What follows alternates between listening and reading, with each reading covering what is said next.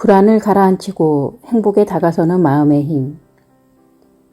전설적인 코치 티모시 고레이와 두 명의 의사가 들려주는 내 안의 행복 찾기. 하루에 한 걸음씩 행복해지기. 티모시 고레이.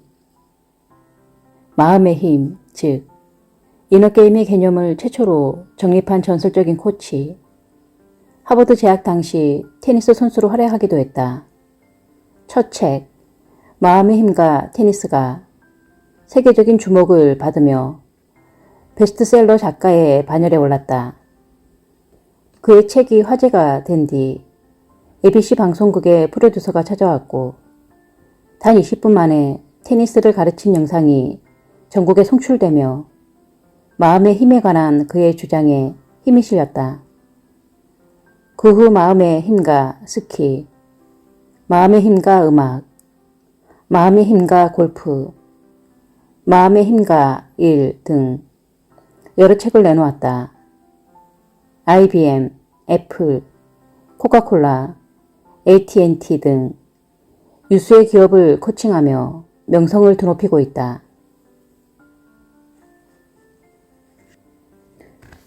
두 의사, 마음의 힘을 만나다.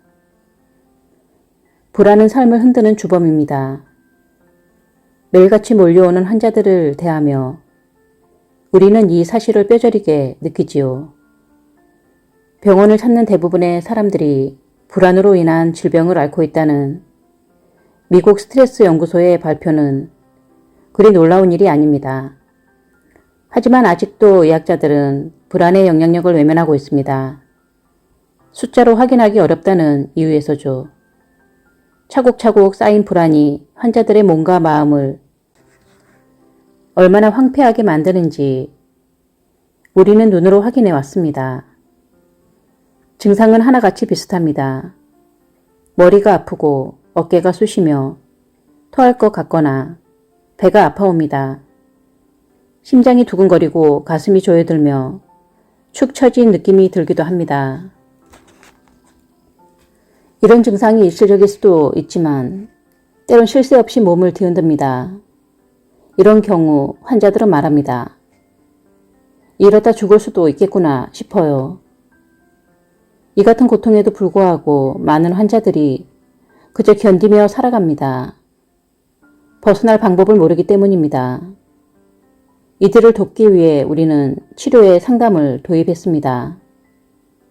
어느 정도 효과는 있었지만 만족스럽진 않았습니다. 효과적인 방법이 절실한 상황이었죠. 불행하게도 우리 의사들은 의학적 해결책에 익숙합니다. 하지만 이런 방식은 불안 앞에서는 힘을 잃습니다. 사실 불안은 위급할 때 작용하는 생물학적 장치입니다. 이러한 쓸모에도 불구하고 지속적인 불안은 건강에 매우 해롭습니다. 수많은 과학적 증거가 이를 뒷받침하지요. 그렇게 고민이 깊어 가던 차에 한 사람이 머릿속에 떠올랐습니다.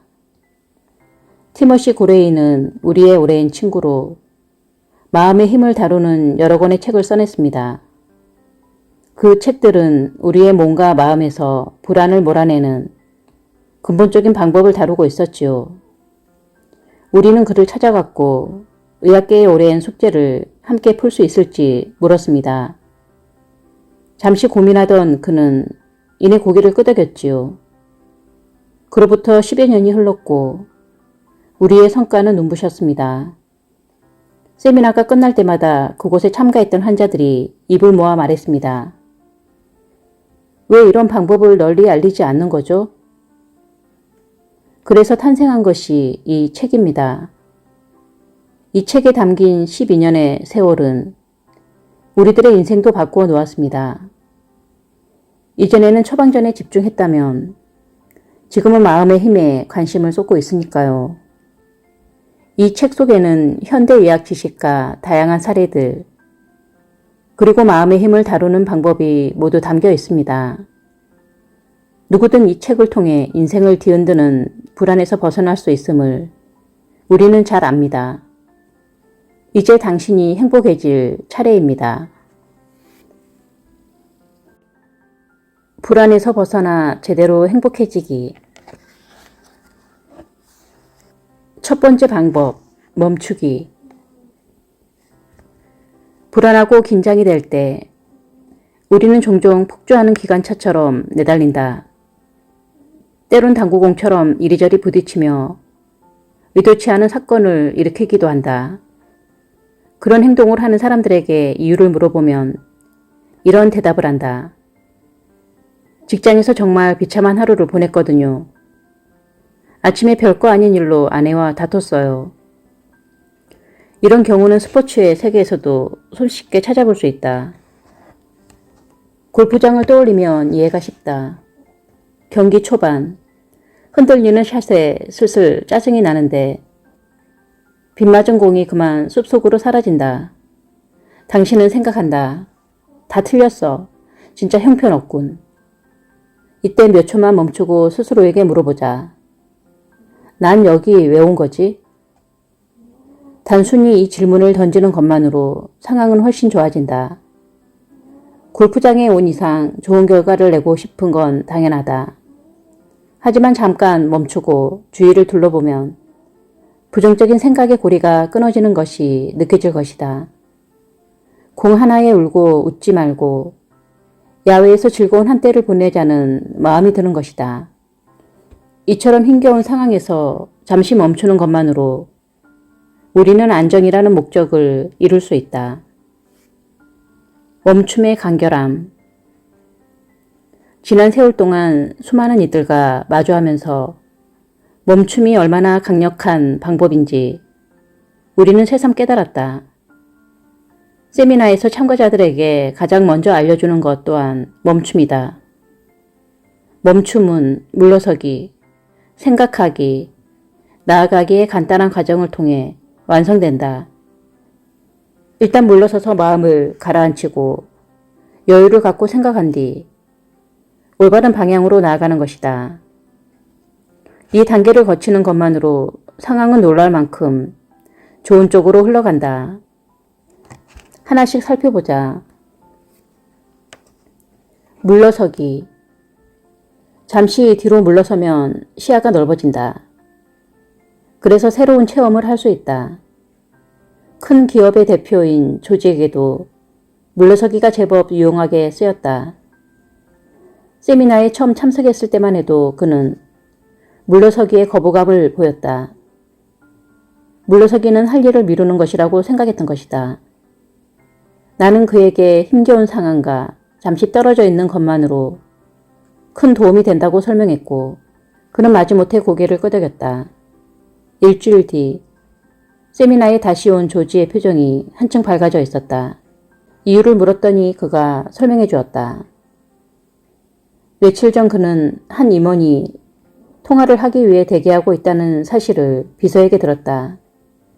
사실 그 임원은 문제가 터질 때마다 조지에게 전화를 하곤 했다. 비서의 말을 듣자마자 조지는 가슴이 두근거렸다. 그 임원이 저지른 일을 자신이 또 해결해야 한다는 생각에 압박감이 몰려온 것이다. 다행히 그 순간 물러서기가 떠올랐고 조지는 즉시 비서에게 말했다. 오늘은 통화할 수 없다고 말하세요. 약간의 죄책감이 들긴 했지만 이 상태로 통화를 해보았자 좋은 해결책이 나올 리 없다는 생각이 들었다. 그리고 며칠 뒤 그 임원이 다시 전화를 걸어왔다. 신기하게도 이번엔 가슴이 두근거리지 않았다. 통화를 하면서 조지는 그 임원이 스스로의 힘으로 문제를 해결했다는 소식을 들을 수 있었다. 물러서기를 할 때 따로 정해진 시간은 없다. 하루 이상 물러설 수도 있고 대화를 하기 전 단 몇 초도 좋다. 이 과정을 통해 우리는 상황을 바꿀 여유가 생긴다. 생각하기. 물러서기를 성공적으로 수행했다면 이젠 잠시 생각을 해볼 차례다. 이때 차분해지는 공간을 골라도 좋고 잠시 생각을 정리할 시간을 가져도 좋다. 이 생각하기를 통해 제니퍼는 고질적인 상황에서 벗어날 수 있었다. 세미나에 참석해 이야기를 나누는 자리에서 제니퍼는 힘없이 자신의 이야기를 털어놓았다. 헤어진 전 남편과 1년에 한 번씩 세금 문제로 긴 통화를 하는데 매번 말문이 막혀 불리한 상태로 전화를 끊는다는 것이었다. 그녀는 이 문제로 고민이 많아 보였다. 물러서기와 생각하기를 배운 뒤 제니퍼는 전 남편과 통화를 하게 되었다. 역시나 전 남편은 화려한 말솜씨로 올해의 세금 문제도 자신이 유리한 방향으로 이끌기 시작했다. 말문이 막힌 순간 제니퍼가 말했다. 잠깐만 기다려요. 제니퍼는 일단 전화를 끊고 자신이 할 말을 종이에 적었다. 그리고 조금 뒤 전화를 걸었다. 전 남편은 평소처럼 자신의 의견을 쏟아냈다. 하지만 생각을 정리한 제니퍼는 더 이상 그 말에 휘둘리지 않았다. 끝까지 자신의 생각을 지켰고 만족감을 느끼며 대화를 끝냈다. 전 남편은 무척 당황해했고 제니퍼는 스스로가 무척 자랑스러웠다. 생각하기 연습. 잠시라도 생각이 잠길 수 있는 적당한 장소를 찾아보자. 사무실, 카페, 침실, 거실, 화장실, 어디든 상관없다. 그 장소에 잠시 머무르며 자신이 처한 상황을 떠올려보자. 깊이 생각하지 않아도 괜찮다. 그저 마음에서 느껴지는 감정 정도면 충분하다. 지금 이 일은 왜 일어났을까? 이 상황에서 나는 어떤 감정을 느낄까? 가장 먼저 해결해야 할 일은 무엇이 나를 가로막고 있는 걸까? 지금 당장 해낼 수 있는 일은 뭘까? 이 상황을 즐길 방법을 찾는다면 이런 몇 가지 질문만 스스로에게 던져보아도 상황은 훨씬 좋아진다. 나아가기. 물러서기와 생각하기를 익힌 당신은 이제 더 나은 선택을 할 수 있다. 이제 생각을 실천에 옮길 차례다. 실패해도 괜찮다.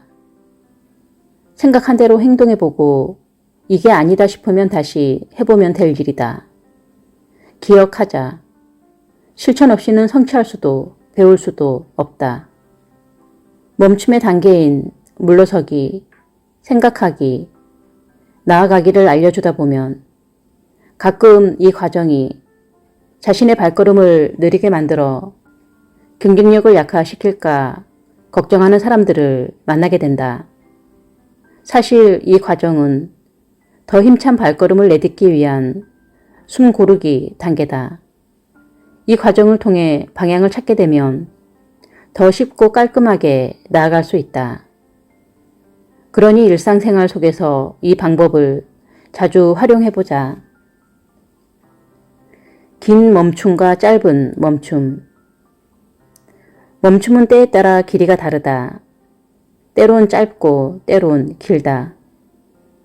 진로를 바꾸고자 할 때, 인생의 동반자를 찾을 때, 가까운 이와 사별했을 때, 압박감 온도가 지나치게 높을 때, 우리에겐 긴 멈춤이 필요하다. 이를 통해 또렷한 생각에 도달할 수 있다. 하루 종 멈춤을 사용할 순간을 설정해두면 크게 도움이 된다. 예를 들면 이렇다. 오전 시간에 잠시 멈추고 그날의 할 일을 떠올린다. 잠들기 전에 잠시 멈추고 하루 일과를 떠올려 본다. 화가 치밀어 오를 때 잠시 멈추고 이유를 생각한다. 회의실에 들어서기 전 잠시 멈추고 핵심 주제를 되새긴다. 차에서 나서기 전 잠시 멈추고 아이와 보낼 즐거운 시간을 상상한다. 저녁 약속 전에 잠시 멈추고 친구와 나눌 대화 주제를 정리한다. 처음엔 조금 어색할 수 있지만 멈춤을 점점 더 자주 사용하게 될 것이다. 두 번째 방법, 내가 경영자. 불안한 상황에서 평온을 찾는 두 번째 방법은 삶이라는 회사의 경영자는 바로 나라는 사실을 깨닫는 것이다. 세미나에서 이 방법을 연습해보니 반응이 뜨거웠다. 참가자들은 새롭게 깨달은 자신의 역할에 쏙 빠져들었다. 한 중년 회사원의 이야기에 귀를 기울여보자. 인생이라는 회사의 경영자로서 스스로 결정을 내려야 할 상황이 의외로 많다는 걸 깨달았습니다. 사실 지금까지는 중요한 것과 그렇지 않은 것에 대한 구분이 너무 서툴렀어요. 잠시 쉴 틈도 없이 말이에요. 이제는 그러지 말아야겠다는 생각이 문득 들었어요. 앞으로는 열심히 해야 할 때와 쉴 때의 구분을 확실히 할 생각입니다. 다른 누구에게 허락받을 필요도 없죠. 내 삶의 경영자는 바로 나 자신이니까요. 중요한 결정 내려보기. 인생을 경영하는 내 모습을 상상해보자. 이때 반드시 기억해야 할 것은 내 삶의 모든 것을 결정할 수 있는 유일한 사람은 바로 나라는 사실이다. 그 사실을 마음에 새긴 뒤 아래의 질문에 답해보자. 1. 내 삶의 목적은 무엇인가? 나는 누구인가? 나는 무엇을 위해 살아가는가? 보람있게 살기 위해 내가 꼭 해야 할 일은 무엇인가? 2. 나는 주로 무엇을 하며 시간을 보내는가? 나의 하루 일과를 머릿속에 그려보자. 나는 어떤 일에 가장 많은 시간을 쓰는가? 일과 휴식의 균형은 어떠한가? 3. 내 삶의 우선순위는? 나는 무엇을 중요하게 생각하는가? 업무에 신경 쓰느라 스스로를 살피지 못하는 건 아닌가? 나의 건강과 행복을 충분히 고려하고 있는 상태인가? 4. 나의 진정한 힘은 무엇인가? 나의 장점은 무엇인가? 스스로 단점이라 여겼던 것이 때론 장점이 될 수도 있다는 사실을 알고 있는가? 위기가 닥쳤을 때 가장 힘이 될 수 있는 나의 내적 능력은 무엇인가? 5. 내 인생을 좌우하는 다른 존재가 있는가? 배우자, 부모, 자식, 상사, 친구가 내 인생에 허락 없이 끼어들진 않는가? 내 인생의 일부를 빼앗아간 활동이나 이념, 중독의 대상이 있는가? 6. 내 인생의 주도권을 빼앗기진 않았는가? 소중한 내 인생을 나 이외에 다른 존재가 차지하고 있지는 않은가? 인정받기 위해, 돈을 벌기 위해, 사랑받기 위해 내 삶의 주도권을 넘긴 건 아닌가? 마음의 안정을 찾기 위해 술이나 담배에 의존하고 있진 않은가? 7. 주도권을 되찾아올 방법은 무엇인가? 혹시 다른 존재에게 내 인생의 주도권을 빼앗긴 상태라면 그것을 어떻게 되찾아야 하는가? 호감을 얻기 위해, 미움을 받을까봐 두려워서, 혹은 그냥 귀찮아서 타인의 의견을 무조건 따랐다면 앞으로는 그러지 않을 결심이 섰는가? 세 번째 방법, 3가지 질문. 몇 달 전 세미나에서 있었던 일이다. 쉬는 시간이 끝나가는데 한 참가자가 보이지 않았다. 그가 어디 갔는지 묻자 다른 참가자가 알려주었다. 바깥에서 통화를 하고 있어요. 오래 걸릴 거라고 하던데요. 삶을 경영하는 방법을 오전 내내 연습했는데 그는 다시 전화에 붙잡혀 있었다. 아직도 그에게 전화란 자신이 마음대로 할 수 없는 무엇인 것 같았다. 이처럼 우리는 스스로 어찌할 수 없는 것들에 둘러싸여 있다. 끊임없이 밀려오는 연락, 주변 사람들과의 관계, 어쩔 수 없이 해내야 하는 업무, 자꾸 나빠지는 세계 경제 지표 등 내 손으로 통제할 수 없는 것들이 주위에 가득한 것처럼 느껴진다. 우리가 매일 겪는 대표적인 상황을 몇 가지만 정리해보자. 교통체증으로 막히는 길을 내가 어찌할 수 없다. 변덕스러운 상사의 기분을 내가 어찌할 수 없다. 매달 오르는 대출 이자를 내가 어찌할 수 없다. 시시각각 바뀌는 오늘의 날씨를 내가 어찌할 수 없다. 이것뿐만이 아니다. 가장 가까운 가족도 내 맘대로 못하는 것이 현실이다. 당신에게 10대 자녀가 있다고 상상해보자. 청소년들은 자기 주장이 강하다. 이 또한 성장의 과정이다. 하지만 부모는 자녀를 단속하고 싶어 한다. 무사하게 자라기를 바라는 마음에서다. 자연스럽게 갈등이 생긴다. 부모가 더 많이 간섭할수록 자녀는 더 자주 반항한다. 이때 부모는 생각한다. 통제의 열쇠는 내가 쥐고 있어. 곧 내 말을 듣게 될 거야. 틀린 말은 아니다. 하지만 부모가 어찌할 수 없는 일도 많다. 바로 이런 것들이다. 자녀의 태도, 학업에 대한 열정, 좋아하고 싫어하는 것, 부모의 의견에 대한 존중, 어떤 말을 들을 것인지에 대한 결정. 우리는 종종 말한다. 왜 다들 내가 원하는 대로 행동하질 않지? 하지만 생각해보자. 내 맘대로 되지 않는 수많은 일에 여태껏 얼마나 많은 에너지를 쏟아부었는지 말이다. 초조한 마음에 무리하게 행동해 보았자 바뀌는 건 아무것도 없다. 자동차로 가득 찬 도로 한가운데서 계속 경적을 울려대는 것처럼 말이다. 그래봤자 앞차는 움직이지 않는다.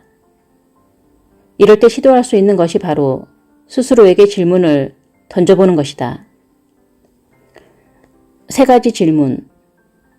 답답함을 느낄 때 다음 3가지 질문에 스스로 답해보자. 1. 이 상황에서 내 힘으로 어찌할 수 없는 것은? 2. 이 상황에서 내 힘으로 바꿀 수 있는 것은? 3. 아직까진 못했지만 앞으로 달라질 수 있는 것은? 다음의 예를 보면 좀 더 이해하기 쉬울 것이다. 증권 중개 일을 하는 친구가 있었다. 그는 몇 년 전 경기 침체로 많은 돈을 잃었다. 그때 자신감도 함께 잃었다. 하루는 그 친구가 나를 찾아와 속 이야기를 털어놓았다. 집에서 온종일 꼼짝도 하지 않고 모니터만 들여다보고 있다고 그는 고백했다. 맘 편히 잠을 잘 수도 없고 오르내리는 주식 시세에 하루에도 몇 번씩 가슴을 졸인다며 괴로워했다. 그저 손실을 만회해야 한다는 생각만 머릿속에 가득했다. 나는 친구에게 3가지 질문에 대해 말했다. 조금 망설이다가 친구는 조심스레 질문에 대답했다. 1. 이 상황에서 내 힘으로 어찌할 수 없는 것은? 변덕스러운 시장 상황은 내가 어찌할 수 없다. 경기 침체와 세계 경제는 내 힘 바깥의 일이다. 이미 잃은 돈은 내가 어찌할 수 없다. 나를 바라보는 고객의 마음은 어찌할 수 없다. 실패자라고 말하는 마음의 목소리를 어찌할 수 없다. 문득 불안해지는 내 감정을 어찌할 수 없다. 2. 이 상황에서 내 힘으로 바꿀 수 있는 것은? 주식을 언제 사고 팔지에 관한 내 생각을 바꿀 수 있다. 최악의 미래를 상상하는 내 마음을 바꿀 수 있다. 증권을 거래하는 내 능력을 키울 수 있다. 3. 아직까진 못했지만 앞으로 달라질 수 있는 것은? 지금의 상황을 있는 그대로 받아들일 수 있다. 컴퓨터를 잠시 멀리할 수 있다. 주말에 휴식을 취한 뒤 산뜻하게 일터로 돌아올 수 있다. 주식시장과 내 자신을 분리할 수 있다. 부정적인 생각을 줄일 수 있다. 불안정한 시장 상황을 고려할 수 있다. 이미 잃은 돈에 대해 덜 슬퍼할 수 있다. 편안한 마음으로 창의성을 발휘할 수 있다. 3가지 질문에 답을 하면서 자신의 힘으로 해낼 수 있는 일이 생각보다 많다는 것을 그는 깨달았다. 그리고 기쁜 마음으로 자리에서 일어났다. 3가지 질문에 답을 하다 보면 내가 어찌할 수 없는 것은 외부적 요인이고 내 힘으로 가능한 건 내부적 요인임을 문득 알게 된다.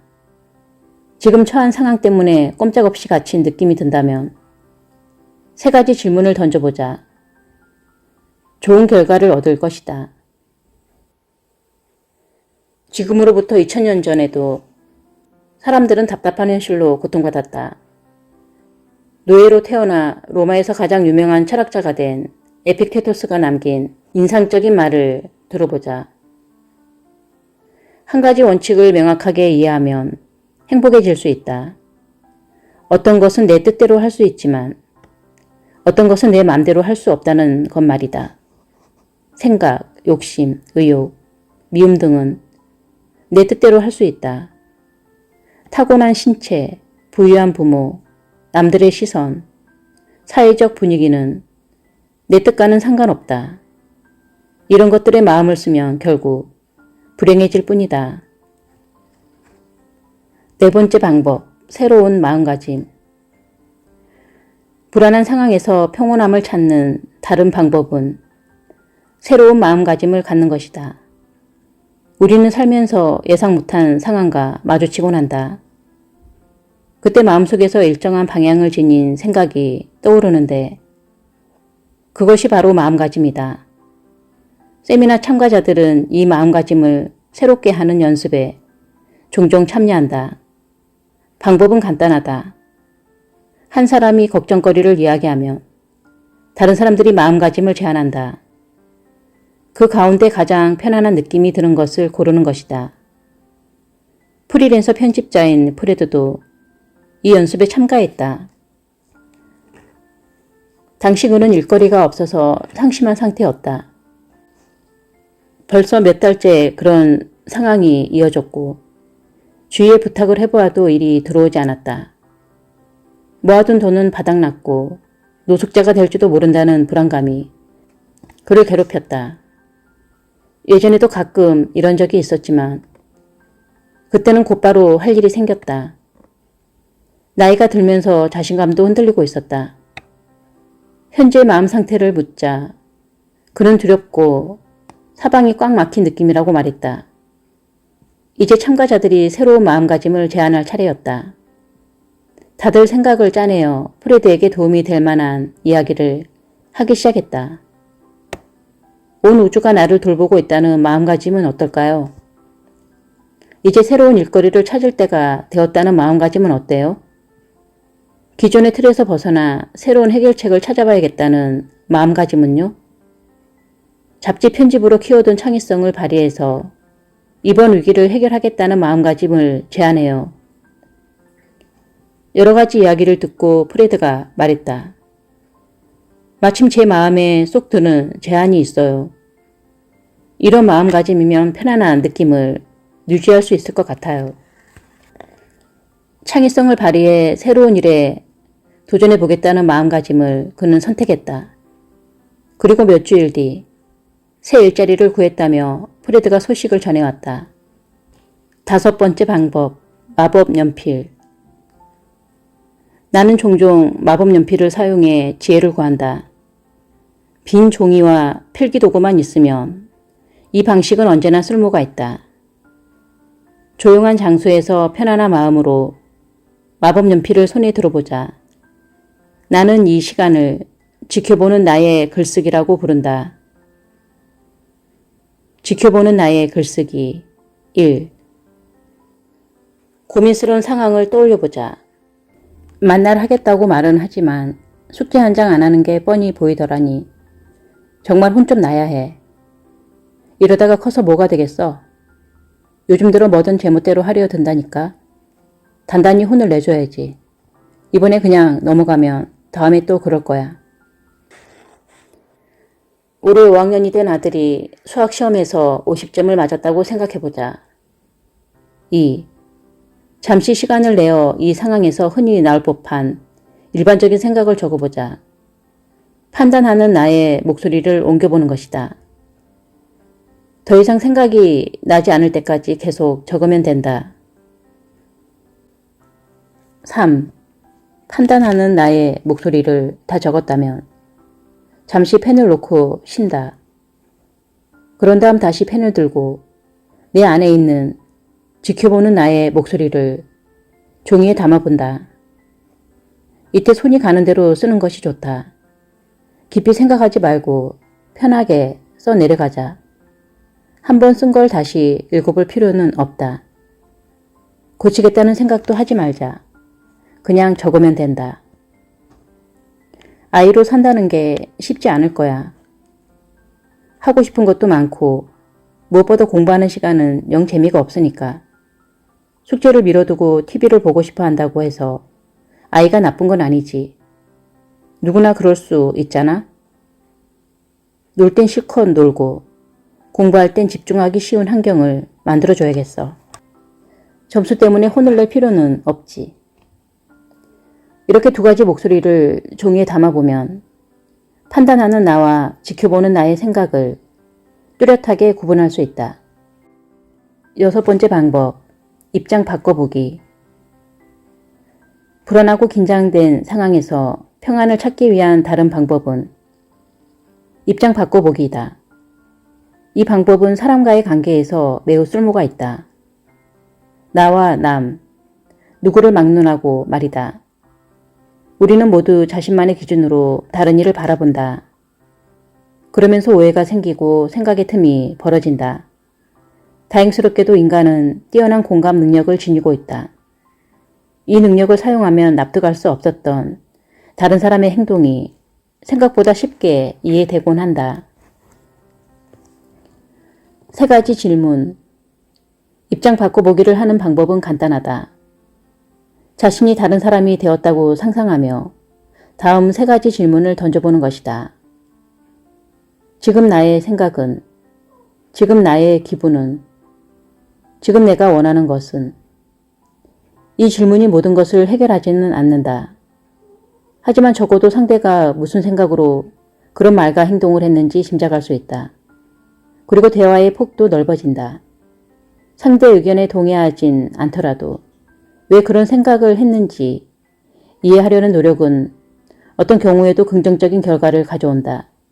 지혜로운 인디언의 격언을 기억하자. 다른 사람의 목화신을 신고 1마일 이상 걸어보기 전에는 절대로 그 사람을 판단하지 마라. 7번째 방법, 새로운 의미. 이번 방법은 우리 눈앞에 놓인 안경과 관련이 있다. 우리는 모두 남들에게 보이지 않는 안경 하나씩을 쓰고 있다. 그 안경을 통해 세상을 바라보며 각자의 방식대로 사건을 이해한다. 남들이 뭐라고 하든 말이다. 대표적인 예가 고정관념이다. 다음 이야기를 들어보자. 추수감사절이 다가오면 어느 집에서나 근사한 칠면조 요리를 내놓는다. 그의 집도 마찬가지였다. 그런데 이상하게도 아내는 언제나 칠면조 몸통만 구워서 내놓았다. 다리는 모두 잘라낸 채 말이다. 하루는 남편이 물었다. 여보, 왜 항상 칠면조 다리를 자르는 거요? 우리 엄마가 항상 이렇게 하셨는걸요? 얼마 후 오랜만에 만난 자리에서 그가 장모님에게 물었다. 정말 궁금해서 여쭤봅니다. 장모님, 왜 칠면조 요리를 할 때 다리를 잘라내시는 건가요? 내 어머니에게 배운 방식이라네. 그분은 대단한 요리사였지. 다행스럽게도 아내의 외할머니는 살아계셨다. 궁금해진 남편은 그분에게 직접 전화를 걸었다. 긴 안부 인사 끝에 칠면조에 관해 묻자 외할머니가 유쾌하게 대답했다. 맞아. 예전엔 요리할 때 칠면조 다리를 잘라냈었지. 오븐 크기가 워낙 작아서 다리를 잘라야만 쏙 들어갔거든. 새로운 의미 부여해보기. 우리가 만나는 단어도 마찬가지다. 다들 자신만의 모양으로 단어를 재단한다. 습관적으로 잘라내는 칠면조 다리처럼 말이다. 중요하게 생각하는 단어에 새로운 의미를 부여하는 것만으로 마음의 평온을 얻을 수 있다. 세미나에서 다루었던 단어의 예를 살펴보자. 단어, 이기심. 내가 생각하는 의미, 자기 생각만 하는 얄미운 마음. 새로운 의미. 남에게 무조건 끌려가지 않도록 스스로를 살피고 보살피는 마음. 단어, 잘못, 내가 생각하는 의미, 남들에게 비난받는 나쁜 행동, 새로운 의미, 깨우치고 규정할 수 있는 실수, 단어, 두려움, 내가 생각하는 의미, 무서워하고 불안해하는 연약한 감정, 새로운 의미, 나의 안전을 지켜주는 경고 신호. 이 밖에도 여러 단어의 의미를 새롭게 찾을 수 있다. 상사, 돈, 배우자, 의사, 어떤 것이든 좋다. 자신을 힘들게 하는 대상에게 새로운 의미를 부여해보자. 8번째 방법. 배, 성, 질, 삼각형. 배, 성, 질, 삼각형은 한 참가자가 던진 예리한 질문에서 시작되었다. 그래서 마음의 힘이 실제로 하는 일은 뭔가요? 그는 단순한 대답을 원했다. 잠깐 동안 나는 곰곰이 생각했다. 그리고 마음의 힘으로 돌파구를 찾은 이들을 떠올리며 이렇게 답을 했다. 마음의 힘은 다음 3가지를 가능하게 해줍니다. 배우고 성과를 얻고 즐거워지는 것이지요. 나도 모르는 사이에 지켜보는 나가 대답을 한 듯 했다. 그리고 나중에 곱씹어 볼수록 제대로 된 답변이란 생각이 들었다. 우리는 지금까지 성과만을 중요하게 여기는 세상에서 살아왔다. 그러다 보니 인생에 있어 중요한 2가지를 종종 잊곤 한다. 배움과 즐거움이 바로 그것이다. 배움, 성과, 즐거움. 이 3가지가 균형을 이룰 때 삶은 좀 더 의미 있는 것이 된다. 또한 일과 휴식의 균형이 이루어진다. 아이들만 보아도 이 사실을 알 수 있다. 아이들은 억지로 머리를 굴리지 않는다. 그저 자신의 삶 속에서 기꺼이 배우고 성과를 거두며 가식 없이 즐거워한다. 배, 성, 질, 삼각형은 3가지 요소를 나열하기 위한 것이 아니다. 우리 삶에서 이 3가지가 꼭 필요하다는 깨달음을 보여주는 것이다. 배움, 성과, 즐거움. 이 3가지가 조화를 이룰 때 삼각형은 유지되고 우리는 행복해질 수 있다. 배, 성, 질, 삼각형의 3 요소를 간단히 설명하며 다음과 같다. 배움, 주어진 상황에서 얻는 깨달음.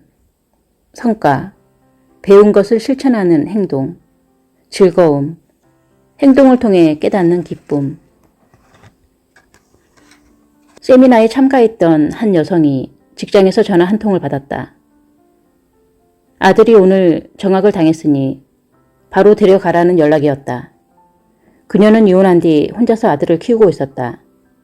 학교를 향해 차를 몰면서 그녀의 마음속에 불안과 분노가 동시에 몰려왔다.